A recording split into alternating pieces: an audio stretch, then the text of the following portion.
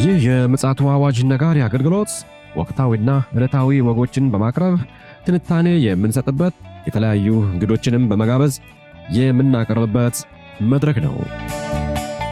መረጃዎችን ያጠናከረ ይዞልን የሚመጣው ፓስተር አለማየሁ ነሙ ሲሆን ፕሮግራሙን የመራና መሰናዶውን ኤዲት በማድረግ ወደ እናንተ የሚያቀርበው ይልቃል አስራት ነው። መልካም ጊዜ። ሻሎም ሻሎም፣ ውድ የተከበራችሁ የምፅዓቱ አዋጅ ነጋሪ አድማጮቻችን ሰላም ለእናንተ ይሁን። ከቀን ቆይታ በኋላ ዳግም ተገናኝተናል። የዓለም በአሁኑ ሰዓት አስከፊ ክስተቶች እየተናጠች ትገኛለች። በአሁኑ ሰዓት እነዚህን ክስተቶች እንደ ማንቂያ ደወል ተጠቅመን እንግዲህ ወደ እናንተ መረጃ ያመጣን የምንማማርበት የምንተናነጽበት ክፍለ ጊዜ ነው። እንግዲህ የልቦናችሁ ጆሮዎች ወደኛ ተከፍተው በጥሞና እንድታዳምጡን በጌታ ፍቅር እንጠይቃለን።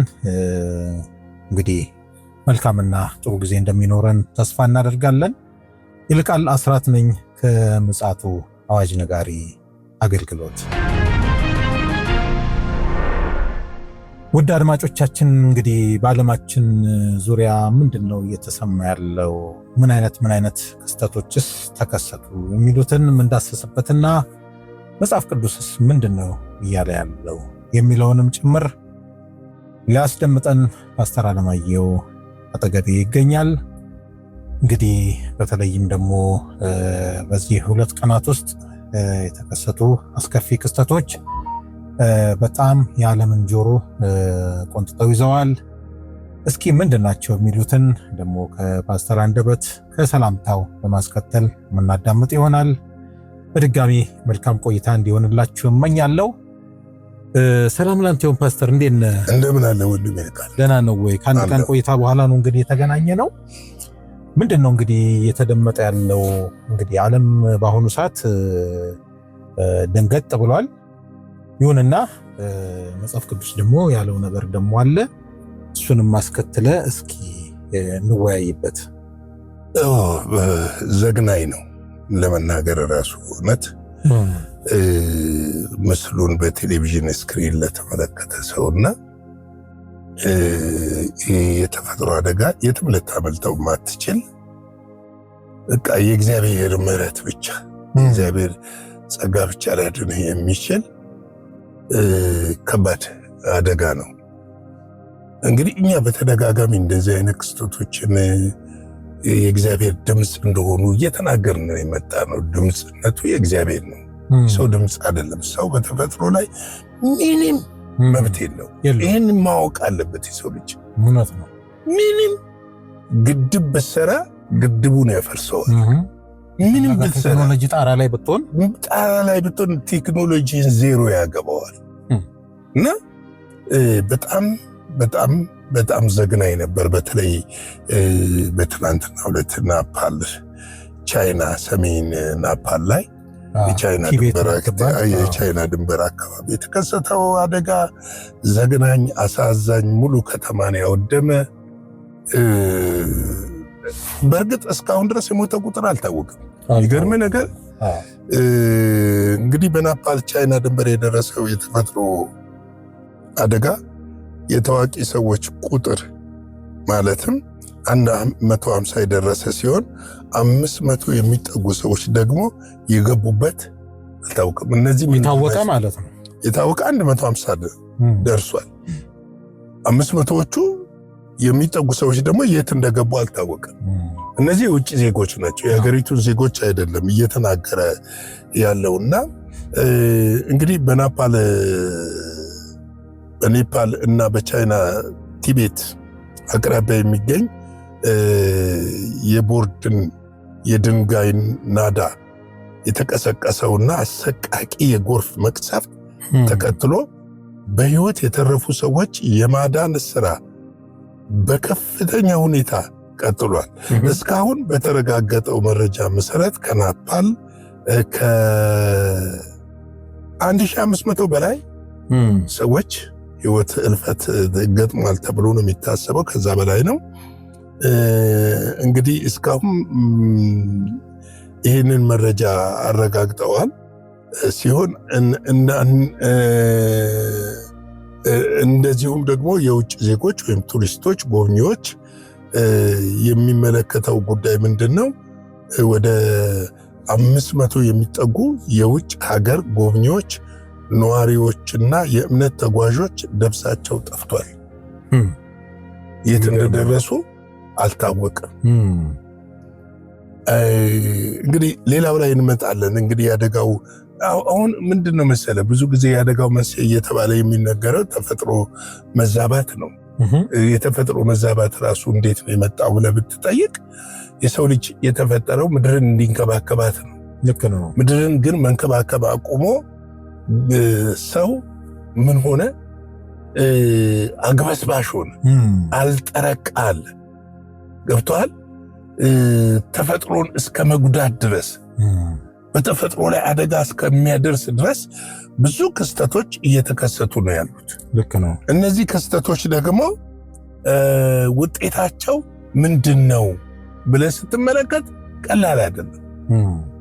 ለምሳሌ ተፈጥሮ የእግዚአብሔር ስራ ነው። አሁን የእግዚአብሔርን ስራ የሰው ስራ አድርገህ ማየት አንተ ልትገዛው ልትቆጣጠረው ወይም ደግሞ የሆነ ነገር ልታደርገው የምትችል አድርገህ ማየት ስህተት ነው በራሱ። ምክንያቱም በተፈጥሮ ላይ የበላይ የሆነው ስልጣን ያለው እግዚአብሔር ብቻ ነው። እንግዲህ እነዚህ በእርግጥ ቦታው ጣዖት የሚመለክበት ቦታ ነው፣ የታወቀ ነው። ቲቤት በዚህ ነገር በቡዲዝም እምነት አምልኮተ ጣዖት የሚደረግበትና አምልኮተ ስርዓት የሚደረግበት ሰዎች በየዓመቱ ወደዛ የሚጎርፉበት የሚሄዱበት ቦታ ነው። ነገር ግን ደግሞ በዛ የሰው ልጅ መሞት አለበት ወይ ብለህ እኔ መሞት የለበትም ብዬ ነው ማስበው። ለምን መዳን አለበት። ክርስቶስ ኢየሱስን አግኝቶ ወደ እግዚአብሔር ተመልሶ መዳን አለበት ብዬ ነው ማስበው። እንግዲህ ሰበብ መስጠት ሳይሆን ፊታችንን ወደ እግዚአብሔር መመለስ ነው ያለብን። የሚገርም አሁን እነዚህ ከ1700 በላይ ቱሪስቶች እስካሁን ድረስ የት እንደደረሱ አይታወቅም ነው የሚለው እንግዲህ መረጃዎቹ እንደሚያሳዩት። አሁን ሌተስት የወጣው መረጃ በአብዛኞቹ የአሜሪካን ዜጎችና የእንግሊዝ እና ከህንድ የመጡ ናቸው። እና ይገርመሃል አሁን ይሄ ቲቤት የሚባለው ግዛት ላይ ያለው ጣዖት አምልኮ በሺህ ዘመናት ያስቆጠሩ ቤተ መቅደሶች ያሉበትና በቢሊየንም ዶላር ኢንፍራስትራክቸር የተገነባበት ኤሪያ ነው። በሙሉ ጠራርጎ በ120 ሰከንድ ውስጥ ጠራርጎ ነው ይዞት ሄደው እና ያው መነሻው የሚባለው የዚህ ሂማሊያ ተራራ ላይ የበረዶ ግግሩ መቅለጥና በ5.4 ማግኒቱድ ያስቆጠረ የመሬት መንቀጥቀጥ ምክንያት ሆኖ ነው የተባለ ያለው። ቢሆንም አንተ እንዳልከው የእግዚአብሔር ድምጽ ነው እና እንደው ይሄንን ማስከተለ በጣም ያሳዝናል። እነዚህ ቱሪስቶች ለማምለክ ነው ሄዱት ጣዖት።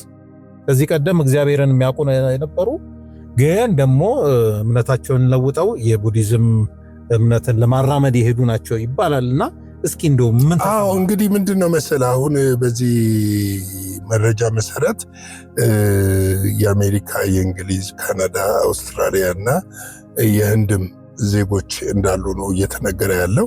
ሌሎች ደግሞ እንዳሉ ይነገራል። ከአውሮፓ መሄዱ እንዳሉ ይነገራል። ነገር ግን አሁን ነፍሳትን ሰውን የማዳንና የተቀበሩትን ወይም ደግሞ በጭቃው በጎርፉ በአለቱ የተቀበሩትን በቤት ፍርስራሽ የተቀበሩትን ለማውጣት ጥረት እየተደረገ እንደሆነ ነው እየተነገረ ያለው። እንግዲህ አደጋው ሂደቱን እንደሆነ ለአድማጮች ብታስረዳ። ምክንያቱም ቤት ብቻ አይደለም ያፈራረሱ፣ ማአት ባሶችን መኪኖችን እየጠራረገ ነው። መኪኖችን ብቻ አይደለም፣ ትልልቅ ብሪጆች፣ ድልድዮች፣ ትልልቅ ህንፃዎችን ወደ ዱቄትነት ነው የደረገውና እየተገነቡ ያሉ ህንፃዎችን እያንከባለለ ይዞ ሲሄድ በጣም ነው የሚሰቀጥተውና ምናልባት 2011 በፈረንጅ ጃፓን ላይ ሱናሚ የነበረው ያንን እንድታስታውስ የሚያደርግ ነገር ነው። እንግዲህ ጎርፍ ብቻ አይደለም፣ ያው የመሬት መንቀጥቀጥም እንዳለ አንዳንዶች በ4.5 ይላሉ፣ አንዳንዶች 4.6፣ አንዳንዶችም ደግሞ 4.4 ማግኒቲዩድ የመሬት መንቀጥቀጥም ለአደጋው መንስኤ ሳይሆን አልቀረም ተብሎ ይገመታል። ምክንያቱም ተደባልቆ ነው የመጣውና እንደውም አንዳንድ ቦታ ላይ ሲታይ ሰዎች እያዩ ነው የሞቱት። በጣም እያዩ መሸሽ የማይቻልበት አጣብቂኝ በጣም ዘግናኝ ነው። መሸሽ አትችልም። ወዴት ትሸሻለህ? በጣም ገብቷል። እኔ እንደ አንዳንዶቹ እየጮሁ ድምፅ እያሰሙ አንዳንዶች ቤት ጣራ ላይ ወጥተዋል። ግን ቤቱን እንዳለ ገርስሶ ከነጣራው እነሱንም ይዞ ነው የሄደው።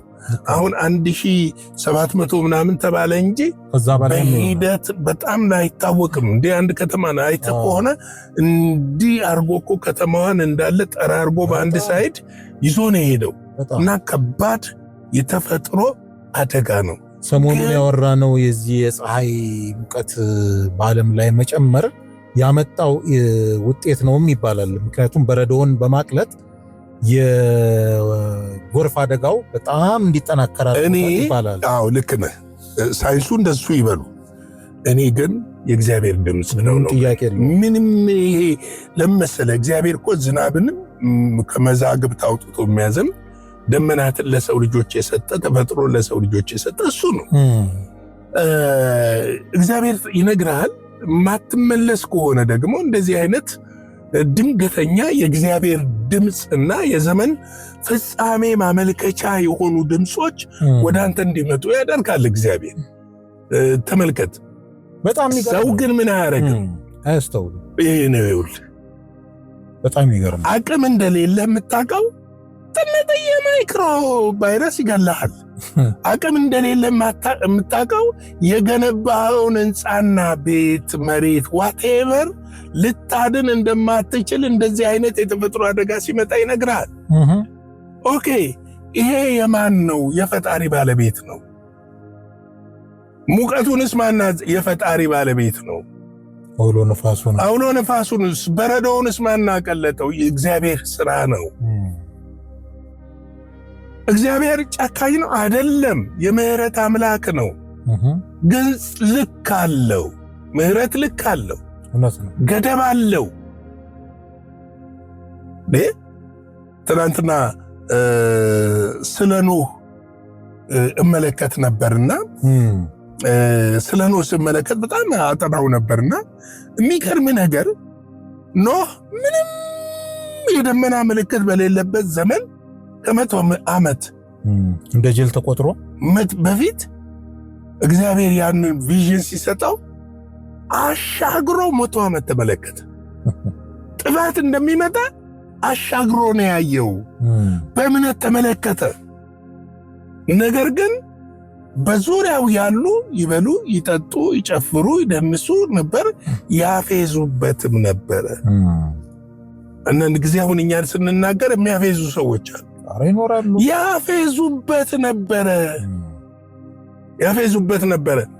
የመጀመሪያው ዝናብ እንግዲህ 40 ቀንና ሌሊት ነው የዘነበው።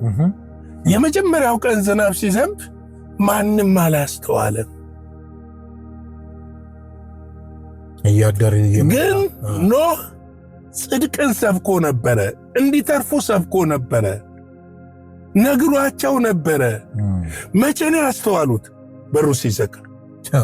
የመርከቡ በር ሲዘጋ ማንም ላይ ከፍተው ማለት ነው። ማንም ላይ ከፍተው እግዚአብሔር ብቻ ነው ከኋላው ዘጋ ይላል። እንዴት አድርጎ እንደዘጋ አይታወቅም። ተመልከት፣ ዘጋ፣ ግን ለመግባት አልቻሉም። ሰው እንዲህ ነው ይኸውልህ፣ ሲደርስበት እንጂ ከመጀመሪያው የጽድቅን ሕይወት አይፈልገውም። ስለዚህ ይሄ አደጋ ይሄ መሬት መንቀጥቀጡ ለአደጋው መንስኤ ይሁን ይበሉ እንጂ አደጋው በናፓል ቻይና ድንበር መካከል የሚገኝ መንገዶችን፣ ድልድዮችን፣ የኤሌክትሪክ ምሰሶዎችን ሙሉ በሙሉ ያደቀቀ ሲሆን በሁለቱ ሀገራት መካከል ዋና የንግድ መስመር ሆኖ የሆነውን ግሪኒንግ ወደብ ሙሉ በሙሉ ተዘግቷል። በተጨማሪ ቢያንስ 12 የሃይድሮ ኤሌክትሪክ ፕሮጀክቶችን ከፍተኛ ጉዳት አስተናግደዋል። የናፓል ጦር በሄሊኮፕተር የታገዘ የማዳን ሥራ እያካሄደ የሚገኝ ሲሆን የህንድ እና የቻይና መንግስታት ድጋፍ ጠይቋል።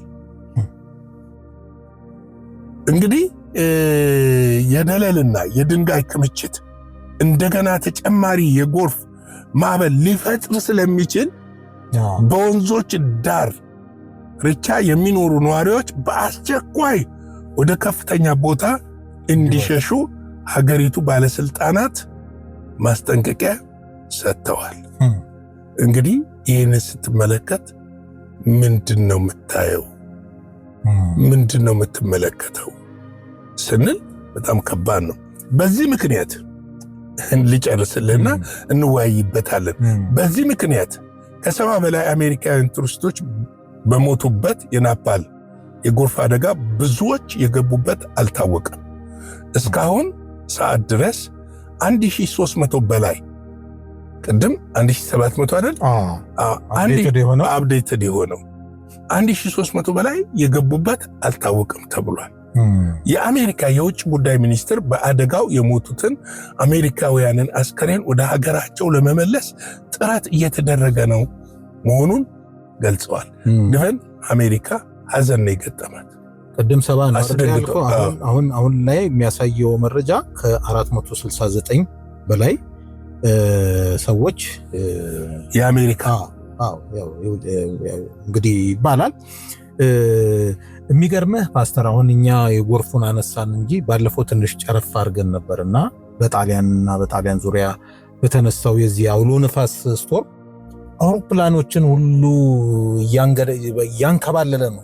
አውሮፕላንን ያህል ማለት ነውና ምንድነው አሁን ዓለም ላይ የሆነ ያለው የሚለውን እንደው አድማጮች ተረድተው እንደው ጠንከር ያለ መልእክት በተለይም ደግሞ እንግዲህ ወደፊት ደግሞ ይዘነው የምንመጣው ጉዳይ ሊኖር ይችላል። አጠርተንም ነገሮችንም አይተን በኢትዮጵያ መንፈሳዊ እንቅስቃሴ ዙሪያ የሚሰሙ ደስ የማይሉ ነገሮችም አሉና እንደው መልእክት ደግሞ ይኖራል ብዬም ስለማስብ እስኪ እንደው ይሄንንም አስታከ መተለንን በለን ቀሪ መረጃ እንግዲህ በናፓልና ቲቤት ድንበር ላይ በደረሰው የጎርፍ አደጋ የሟቾች ቁጥር ማለት ነው የውጭ ዜጎች 170 ደርሷል። ከዛም በላይ ነው። በአንዳንድ መረጃዎች 500 ይላሉ። እንግዲህ መረጃ ተጠናቆ ሲቀርብ ነው። አሁን ላይ ገና ደለሎቹን የመጥረግ ስራ አለ፣ አለቶቹን የማንሳት ስራ አለ፣ የፈራረሱ ቤቶች ስር የተቀበሩትን የማንሳት ስራ አለ። አሁን የቻይናንና የህንድን እርዳታ ጠይቃለች። ያልተጠበቀ ውጤት ሊመጣ ይችላል ነው። አዎ። እና እንግዲህ አደጋው የተከሰተበት ሰዓት ደግሞ በጣም ቀን ሰዎች ወደ ተለያየ ተግባሮቻቸው ላይ እየተሰማሩ መሆኑ ምናልባት የሟቹን ቁጥር እንዳይበዛ ሊያደርገው ይችላል ይላሉ። ለምን ቀን ስለሆነ። ሌሊት ቢሆን ግን በጣም በብዙ ሺህ በብዙ ሺህ የሚቆጠሩ ሰዎች ሊያልቁ ይችሉ እንደነበረ የሚያመለክቱ ሁኔታዎች አሉ። እንግዲህ አሁን የአደጋው ማብቂያ ሆኗል ማለት አይደለም። ልክ ነው። የአደጋው ማብቂያ ሆኗል ማለት ሳይሆን አደጋው ገና ሊቀጥል እንደሚችልና ጎርፎች ገና ሊከሰቱ ስለሚችል ሰው ወደ ከፍተኛ ቦታና አስተማማኝ ወደሆነ ቦታ ላይ ከወንዝ ዳርቻዎች አካባቢ ያሉና በዛ ቀጠና የሚኖሩ ሰዎች እንዲነሱ እየተደረገ ነው ያለው። ይሄ በራሱ ሌላ ክራይሲስ የሚፈጥር ነው። እንግዲህ ከኑሮ ከሞቀ ቦታ መፈናቀል ማለት በጣም ቀላል ነገር አይደለም። እና እነዚህ ሁኔታዎች በተደጋጋሚ በዓለማችን ላይ መከሰታቸው ለኛ የሚያስተምረንና የሚነግረን አንድ ትልቅ ነገር እንዳለ ማወቅ መቻል አለብን። እውነት ነው። በጣም በተለይም ኢትዮጵያውያኖች፣ ቤተክርስቲያን፣ የቤተክርስቲያን መሪዎች በንስሐ መመለስና ስለ ህዝባችን መማለድ ያለብን ይመስለኛል። እኔ ይሄንን አደጋ ሳይ ቀጥታ የሄድኩት ወደ ምንድን ነው መሰለ የኖህ ታሪክ ላይ ነው የሄድኩት። ዘፍጥረት ምዕራፍ 6 ላይ ሄጄ 6 እና 7 ማጥናት ነው የጀመርኩት። ምንድነው እንደዚህ አይነት ነገሮች የሚያመጣው ነገር? የኃጢአት ውጤት ናቸው። ትክክል፣ የኃጢአት ውጤቶች ናቸውና ኃጢአት በዓለም ላይ ሊጣፍጥ ይችላል ለስጋህ ስጋህ ከአፈር ስለተፈጠረ ግን ኃጢአት ሁልጊዜ ምንን ያስከትላል ብትል ሮሜ ምዕራፍ 6 ላይ እንደሚናገረው የኃጢአት ደሞዙ ሞት ነው ስለሚል ሞትን ያስከትላል። ይሄው ሞትን ነው የሚያስከትለው። ያሳዝናል። ድንገት ተዘጋጅታ አይደለም፣ ድንገት ምን እንደተፈጠረ ሳይታወቅ ባለፈው እስቲ አስብ ኮሎምቢያ ወደዛ ሄደ ኢንዶኔዥያ፣ ቬንዙዌላ፣ ፊሊፒንስ እንደገና ደግሞ ጃፓን ድረስ ትልቅ የመሬት መናወጥና የሆነ ነው በጥቂት ደቂቃና ሰዓታት ልዩ። አሁን እንግዲህ ሳምንት ባልሞላ ጊዜ ውስጥ ነው ይሄንን የምንዘግበው። በጣም የእሳት ሰደዱ አለ ደግሞ። አሁን አንተ ስለ ኖህ ስታወራ ጌታ ኢየሱስ አልተናገረም? የኖህ ዘመን ተመልሶ ይመጣል አላለም? ስለ ይሄንን ነው እኮ። ምንድነው ለምንድነው ሰው የማያስተውለው ብለህ ስትመለከት ወደ ሀገራችን ስንመጣ መሪዎች እያስተዋሉ አይደለም። እኔ በጣም ያሳዝኑኛል። እግዚአብሔር ምሕረት ያርግልን ለነሱም ለኛም። ግን ያሳዝኑኛል። ለምን እግዚአብሔር ቦታውን ሰጥቷቸዋል። ስፍራውን የሰጣቸው መኪና እንዲነዱበት አይደለም። ቤት ምንም ያልፋል እኮ ትተውት ይሄዳሉ እኮ ትተውት ይሄዳሉ። ትተህ የማትሄደው ነገር ላይ ነው መተኮር ያለብህ። አብሮ ለዘላለም የሚሄድ ነገር ላይ ነው ማተኮር ያለብህ። ተልኮ ላይ ነው ማተኮር ያለብህ። እግዚአብሔር የሰጠህን ጊዜና ጸጋ ተጠቅመህ ትውልድን አገልግለህ ለትውልድ በረከት ሆነህና ለትውልድ ጥፋት ከመሆን በረከት ሆነ ማለፍ ነው የሚያስፈልገውና ይህንን ለማለት ነው። የጌታ ጸጋ ሰላም ከሁላችን ጋር ይሁን።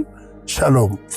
ጌታ ኢየሱስ አብስቶ ይባርክ። ፓስተር እንግዲህ ያየነው ነገር እጅግ በጣም አሳዛኝ እና አስከፊ የሆነ ክስተት ነው።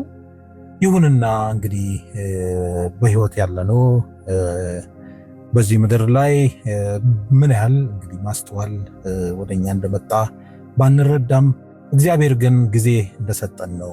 ቀደም ፓስተር እንደነገረን እግዚአብሔር ለኖህ ይህንን የጥፋት ውሃ ከመምጣቱ በፊት በሰው ልጆች እንዲያውጅ በነገረው መሰረት ማንም ያስተዋለ የለም ከኖህና ከቤተሰቡ ውጪ። ስለዚህ እግዚአብሔር እድል በሰጠን መጠን እናስተውልና ማትረፊያ በሆነው ነገር ላይ ትኩረት አድርገን ያንን ብናካሄድ ለኛ ትልቅ ማትረፊያ ነውና ይህንን ማስተዋል እግዚአብሔር እንዲሰጠን ምኞታችን ነው። በተለይም ደግሞ ለሀገራችን ላሉ ለአብያተ ክርስቲያን መሪዎች ይህንን ማስተዋል እንዲሰጥ ከፍተኛ ምኞት አለን። ስለዚህ እግዚአብሔር ስለዛሬው ቀን እናመሰግነዋለን። እንግዲህ ይህንን ሰምተናል። ለዛሬ ለዕለተ ዓርብ ይዘን የመጣነው የቀን መረጃችን ይሄንን ይመስላል። እግዚአብሔር ፈቃዱ ከሆነ ደግሞ በምሽቱ በሌላ መረጃ ይዘን እስክንመጣ ድረስ ሻሎም። ለዛሬ ይዘን የመጣነው ወቅታዊ መረጃ ይህንን ይመስል ነበረ። በሌላ ጊዜ በሌላ መሰናዶ እስከምንገናኝ ሰላም ለእናንተ ይሁን።